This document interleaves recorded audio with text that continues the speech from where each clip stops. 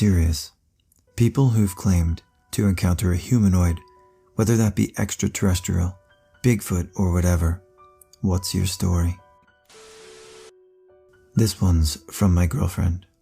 When I was a child, around the age of 6, perhaps younger, I used to visit my uncle's house on occasion with my mum and Nan. Each time I was there, I'd go to my uncle's bedroom to look at the mummy that laid on his bed. That's what I thought I was seeing, an adult woman that seemed to look like they were wrapped up in bandages or some material.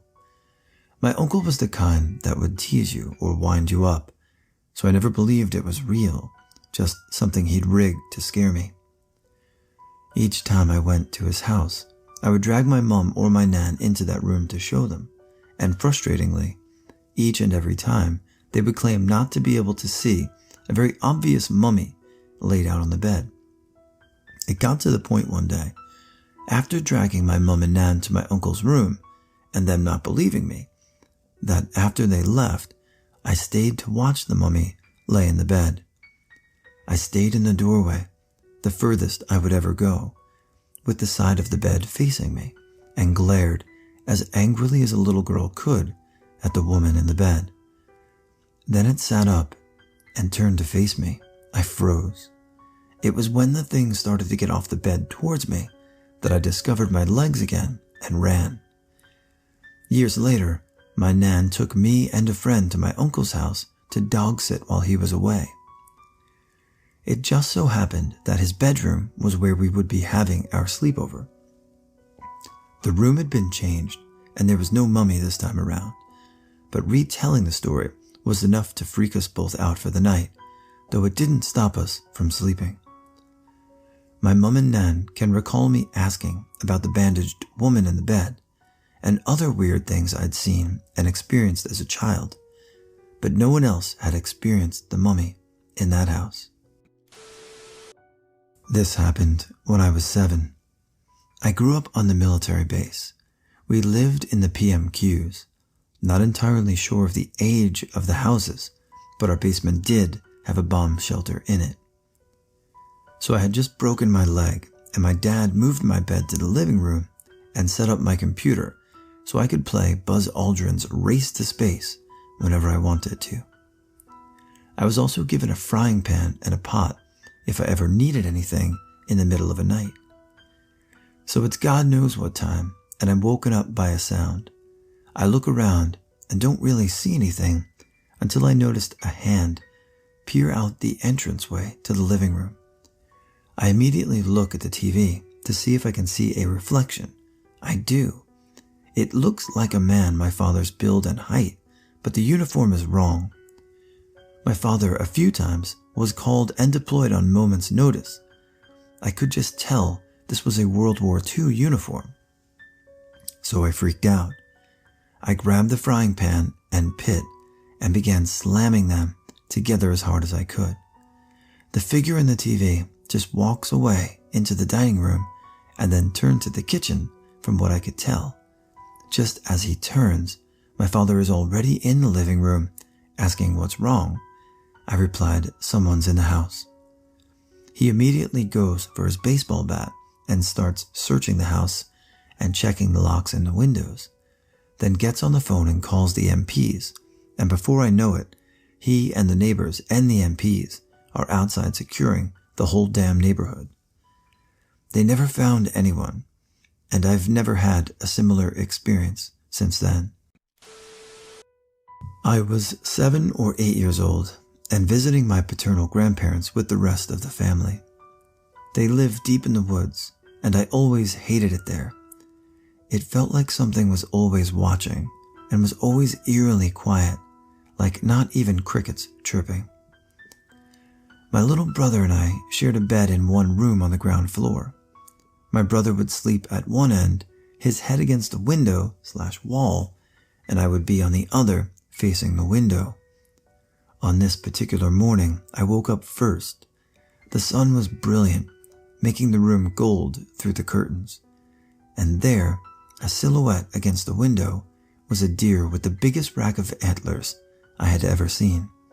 It was right there, like almost pressed against the window in profile, I stared in awe, and that is when it changed. In one smooth movement, it reared up on its hind legs, and it was no longer a deer, but a man. There were only two men in the area, my grandfather and my dad, and it was clearly neither. Not sure if that made it better or worse. Grandfather was very built for his age. Dad had a gut. This silhouette was clearly younger, muscular, but not in the like a brick way my grandfather was. It exuded strength and scared the hell out of me. It started to the side for a moment and then strode off with purpose. I don't know what I saw. I want to believe it was just the groggy mind of a half-awake kid. But I remember the fear slicing into me. I remember the feeling of something being out there. I saw a humanoid, something in the woods outside my childhood home. This was rural northern Wisconsin, and I was 14. Up until that day, I had zero fear of the woods. I spent most of my time out there exploring and feared nothing. My parents had a lousy marriage and fought a lot, and I felt more at home outside than in the house. On hot nights, I'd take a sleeping bag and sleep on the roof of an old shack on our property. I saw bears, I saw wolves. They were always more afraid of me than me them. I didn't believe in ghosts, Bigfoot, demons, or even God. I only got lost out there once when dark fell sooner than I expected. I stayed calm, found the North Star, and knew that if I continued south, I'd eventually come across the old railroad tracks near my house. Even the thought of spending the night out there didn't bother me. The thought of my mom's rage when I didn't come home did. So it was summer. I had just turned 14. My mom had left my father. Father worked all the time. Sister was living on her own. Once school was out, it was me and my cat, and this is before the internet or smartphones. We lived on a dead-end dirt road, and around noon, I took my usual stroll down the long driveway to check the mail. My cat followed me everywhere, and I actually kind of relied on him to give me a heads up if there was a bear or something close by. A bit of movement behind me as I stood at the mailbox made me aware there was something across the road in the trees, but there were pesky deer everywhere. I heard a loud crash, then like something very loudly making its way through the brush. It's like every goddamned classic horror story. My brain had no capability for the thought of anything paranormal or spooky.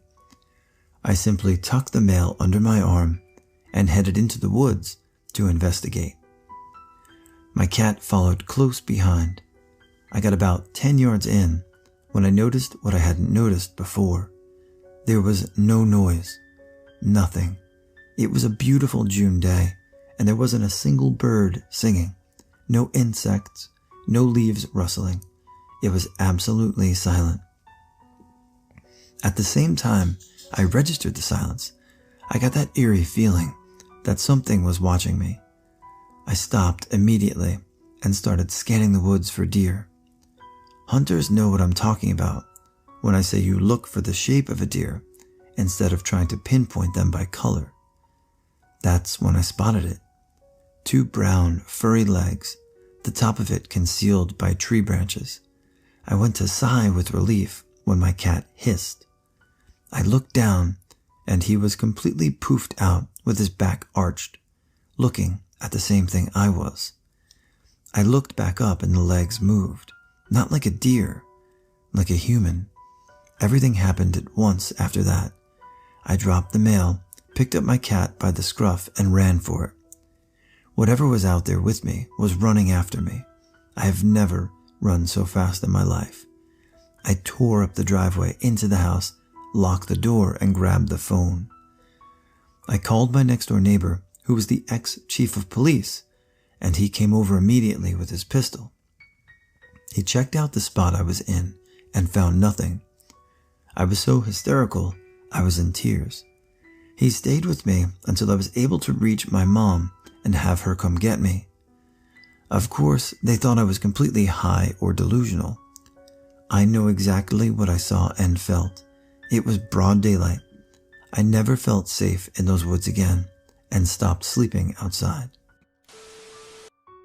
I was hiking up in the Cascades in Oregon. I was in a more remote area of the range. On the 6th or 7th day on the trail, the hair on the back of my neck started standing up. I chalked it up to being a mountain lion in the area, but the weird thing was the uneasy feeling never left. That night is when I heard the howling. It wasn't wolves or bears or any other animal I have ever heard. The closest thing I could relate it to is the noises apes and monkeys make. This persisted for the next few nights. Eventually things started rummaging through my campsite. Naturally, I assumed it was a bear or raccoons. But then on the 11th day, I woke up and my food bag was removed from the tree. Something had cut the line through. All my food was gone.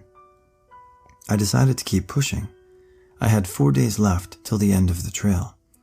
I'm familiar with what I can and can't eat in the area, and I could always fish for food.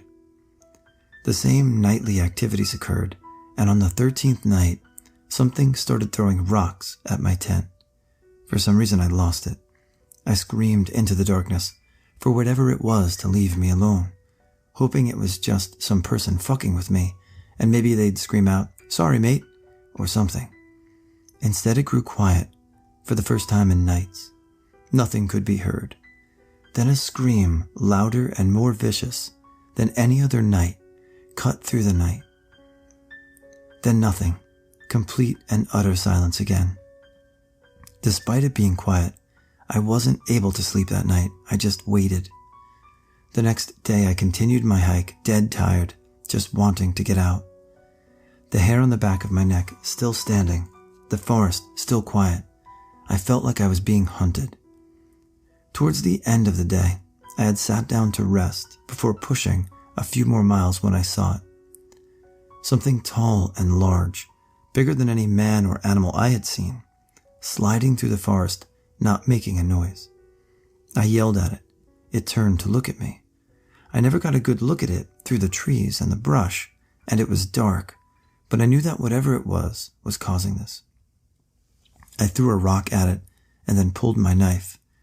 This thing just kept staring at me. I don't know what kicked in, but I no longer felt scared. I felt angry, and I ran at the thing. It ran from me, and I chased it into the woods. It had long strides and easily outpaced me, but I continued the chase. After several minutes, I gave up and collapsed in exhaustion. I rested for a bit before backtracking my way back to my backpack and resting area. I was tired and made camp there. Another night of silence, when I woke up the next day and had about 10 miles till I was out. Exhausted, hungry, mentally drained, I made my way out. As I got closer and closer to the end of the trail, the typical forest noises returned. Birds, bugs, mice running through the undergrowth. All these noises slowly returned. I no longer had this feeling of unease. I got to trail's end, sat in my car, and cried. To this day, I still pass it off as someone just fucking with me. But the way that thing moved in the forest, I just don't know. I told a park ranger about it, and he jokingly said they have a bunch of Bigfoot sightings in the area, but most likely it was a local fucking with me or my own imagination. I do a lot of long hikes, but that 15 days was by far the worst. I'm going to write this on behalf of my mother, who passed away a year ago and saw and heard many things that the average person wouldn't believe. To start, I live on a farm in a house that was built in the early 1900s. To date, 4 people have passed away in the house or near the house. My great-great-grandma died in a rocking chair. My great-great-grandpa was riding in a wagon down our driveway when his team of horses got spooked and he flew off and broke his neck. A hired man's wife fell down our stairs while she was pregnant and hemorrhaged and died. And my aunt died in my old bedroom at age 2. Over the years, my mother and brother have experienced many spooky things on our property. In the early 1980s, they both heard footsteps walking up and down our upstairs hallway in the middle of the night. My brother was alone once, and he was outside doing farm chores in the dark. He was maybe 500 feet from our house. He had the urge to look over, and every single light in the house was on. My mom has heard people whispering her name. She's heard creaking noises in the house, and sounds as if something had fallen, big crashes, etc. My father has been oblivious to everything, and has never heard any of it. In 2004, my mom went outside to fill our wood stove at about 10 p.m. On her way back to the house, she got the feeling that she was being watched. As she turned to look to her right, she saw this very skinny, gray being standing below our house, staring over its shoulder at her. She got this intense feeling that it wanted her to see it. After a few seconds, it bolted away from the house. She was so freaked out that she sprinted into our house, locked the doors, and collapsed on the floor in hysterics. For years, she'd never tell anyone the story. This was a particularly interesting experience, as in the late 1960s, our neighbor just over the hill had gray aliens walk into his barn and actually talk to him. It was investigated by some big-shot UFO investigator out of Chicago, too. I personally had never heard or seen anything in our house until recently. Over the years, friends have come over and saw shadow people in our house, or hear the pitter-patter of small dog feet on the floor upstairs. As I said earlier, my mother passed away a year ago, and we have her urn sitting on a table downstairs just below my bedroom. For about 3 months, every night, I was in the home alone. My dad is a trucker, so he's gone for a week at a time with a 5-day break in between. I would hear this pounding noise every 30 seconds coming from somewhere in the walls as I tried to fall asleep. I've heard crashing noises, and my dog has perked his ears up because of them.